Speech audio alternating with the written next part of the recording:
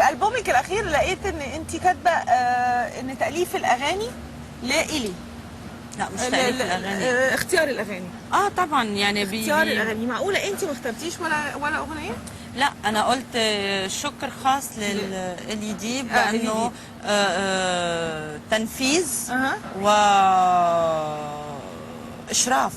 مش اختيار. واختيار معاكي. بس أنا كمان بتبقوا انتوا الاثنين يعني انتوا الاثنين بتساعدوا بعض. يعني أنا في ناس كتير ساعدوني بالألبوم ذكرتهم كلهم. لكن اختيارك انك تكتبي اسم جوزك علشان تقفلي كل الاشاعات.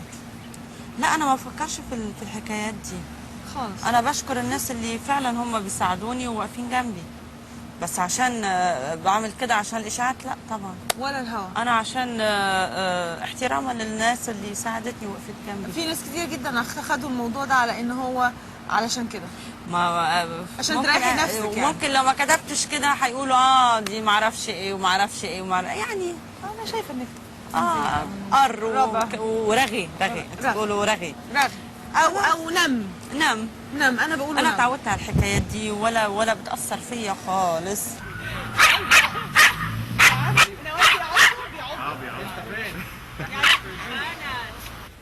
لك ما خالد كل اصحابي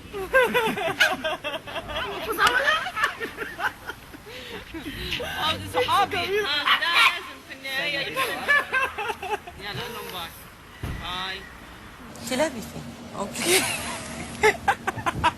انا عايز اسالك سؤال، انت بقالهم كام سنه عندك الكلاب دول؟ واحد 3 سنين والتاني سنه ونص من اول ما خلق. من اول ما خلق. انت بتحبي الكلاب؟ بموت في الكلاب. يعني ليهم اسامي بقى؟ طب ما تعرفيني. براوني وماتشو. اللي كان بيهوهو قوي ده اسمه ايه؟ ده براوني. ده عيل صغير لا ده بيقول لكم هاي وبعدين ما حدش يقرب ليا. ده الحراسه يعني يا ويلكو. ده كان يعني شبه شتيمه يعني. يا ويلكو يا سواد ليلكو لو حصل لو عملته كله ما وهو ولا بيعرف يعض ولا بيعرف يعمل اي حاجه. ده منظر بس. طب والصغنون بقى الخالص اللي ملوش لازمه ده عمره ملوش لازمه بتقلي. ده ماتشو. ده كلبي بقاله عندي 3 سنين. ده اكبر من ده؟ لا بتتكلمي بجد؟ والله العظيم. بس ايه ماتشو بجد ده كلب صالونات.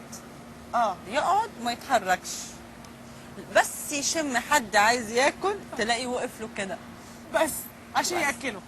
ما تسأل عليا، ما تخلي في قلبك شوق، ما تنزل شوية، ما تبصش كده من فوق. ما تسأل عليا، ما تخلي في قلبك شوق، ما تنزل شوية، ما تبصش كده من فوق. يا ما بحايل فيك وانت ولا يوم بتحس، كل ما قرب ليك انت بتعاند بس. نوال الزغبي حاليا يقال ان انت النجمه المدلله. طب كويس. بيقولوا ايه؟ طب كويس ايه كومنت؟ ده حلو صح؟ ليه لا؟ وليه دلوقتي؟ واشمعنى انت؟ عشان انا رجعت جديد للشركه. جديد؟ انا كنت معاهم من 4 سنين وروحت ورجعت تاني. بقى طبعا لازم يهتموا بيا ويدلعوني يعني. انت ما بتقبليش اقل من كده؟ لا انا بحب اني انا بشتغل بحب وبحرص اني اقدم اعمال ناجحه جدا. بحب الشركه تقدر ده. يعني لو ما قدرتش ده هتضايق وامشي. اذا الموضوع مش موضوع دلال على قدر ما هم عارفين انك فنانه، عارفين قيمتي كفنانه وعارفين قيمه العمل اللي بقدمه يعني. دي حاجه كويسه عشان في شركات كتيره ما بتقدرش ده وما بيعرفوش لو ده كويس او ده مش كويس. وبيعاملوا الفنان اللي بيشتغل على نفسه بيبقى عنده اسم وبقاله سنوات كتيره بيتعب على اسمه جنب فنان طالع جديد. انا بحترمه. لا بس بيبقى بيتعب على اسمه جنب فنان طالع جديد. انا بحترمه. لا بس بيبقى مقدم اعمال مش على المستوى.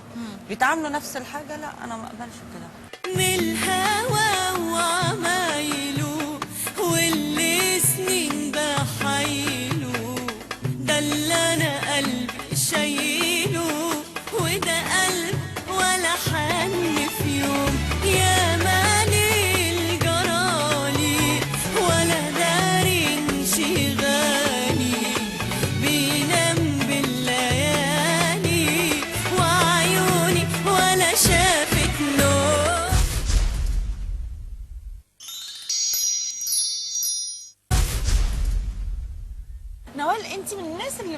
ما بيعترفوش بالميوزك اوورد. ولا هعترف بيه. انا عايزه اعرف الدماغ. في ناس قالوا لي ايوه لما تتكلمي كده هيفتكروا الناس انه انت هتموتي عشان تاخديها. لا انا عارفه انك انت مش كده. لا طبعا. والله اتعرضت عليا زمان وما خدتهاش، وبفلوس وما خدتهاش. انا ما باخدش جوائز لازم ادفع ثمنها عشان اخدها. ياما اخدها بطريقه الناس وهي اللي تديهاني، وخاصه ميوزك اوورد يعني معموله يا في يوروب يا في امريكا، واحنا مش مشهورين هناك يعني. خلينا بس هي معموله لاحسن مبيعات في الشرق الاوسط. هو في حد ممكن يعرف مين اكتر واحد لا. بيبيع؟ ما هنا البايرسي مليانه، ما حدش يعرف اي حاجه. ومع احترامي ما بقاش بالالبوم دلوقتي، بقى بالاغنيه والحفلات والناس. طبعا. يعني بدي اقول لك شيء، دلوقتي ما حدش يقدر يحصر مين بايع اكتر من مين، بس نقدر نعرف مين ناجح اكتر من مين. مين لو هيقولوا ده الفنان ناجح اكتر واحد على دماغي من فوق، لما يقولوا ده بايع اكتر من ده لا.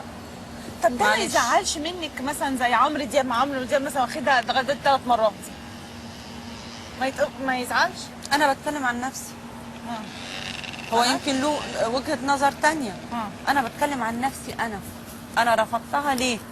انا بقولش فلان اخدها ودفع ثمن، يمكن ما دفعش ثمنها، يمكن انا اللي اتعرضت عليا بثمن، بس وما بفكرش في غيري يعني. ربنا يوفق كل الناس، وربنا يديهم جوائز اكتر واكتر واكتر، كل واحد يعرف يعمل صالحه. يعني انا لما بيكلموني معرفش مين بيعملوا ستاتستيك على افضل فنان، تطلع نوال الزغبي. بس لو سمحتي يا تجيبي فرقتك وتغني لنا 5 اغاني، طبعا مش هاجي. لو كان قلبك عليا حس بيا حبيبي، ساكت ليه زعلان؟ لومني وعاتبني ليه سايبني؟ قول هتكسب ايه؟ معقول من غلطة تنسى حبنا وليالي؟ ال3 سنين ولا 4 سنين اللي فاتوا دول باظت. طبعا يعني باظت. لا دلوقتي بقت احسن بكتير، رجعت احسن بكتير. طبعا. ازاي؟ يعني عايز تقولي دلوقتي احسن؟ طبعا احسن من 3 سنين فاتوا. من 3 سنين فاتوا؟ طبعا. بكم الناس اللي بيطلعوا ما نعرفش اساميهم دول؟ لا دول انا ما اعرف، انا مش بشوفهم. انا بحس دول محدودين على تلفزيونات معينه يا تفيده. بقت تفيده. طبعا افكرها زي مصيبه ولا تفيده؟ لا دلوقتي انت التفيده. عشان ابتديت احنا نتكلم. ماشي اوكي. بصي عشان انت بتشوفي تشانلز ما عندهاش الا الناس دي. بس لما تشوفي تشانلز ثانيه بتعرض الناس اللي بتغني واللي عندها المواهب الحقيقيه هتعرفي. وانا عارفه الاغاني اللي ناجحه جدا دلوقتي لاي فنانين، الفنانين اللي بتغني واللي كانوا من 10 سنين و15 سنه ولسه موجودين.